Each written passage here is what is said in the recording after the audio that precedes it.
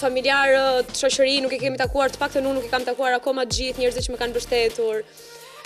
Planet për të ardhmen që janë akoma në diskutime, kështu që janë shumë gjëra.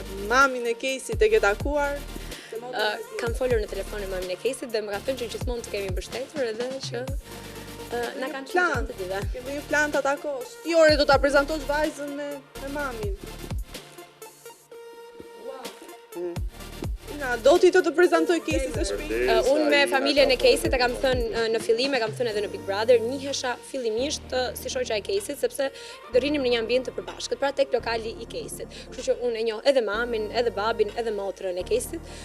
Sigurisht shoqe dhe më afër për momentin ka motrën, por kam folur edhe me mamin, e kam thënë këtë gjë. Ne urojmë vetëm që e gjithë kjo gjëja të na shërbej për të qenë bashkë edhe vetëm për gjërat mira në të ardhme. Ka bërë ndonjë shëtitje me motor ky djalë? Kemi një plan shumë të bukur, por që nuk mund ta zgjidhim dot akoma. Se nuk zbulohen të gjitha. Se Monës i premtoi që do i bënte xhiro me motor. Jo, si nuk bëhet gjë me motor. Gjë me motor nuk është vetëm ime.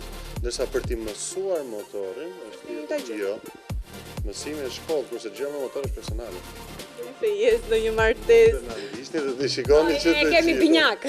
Po të në një fëmijë ndonjë gjë.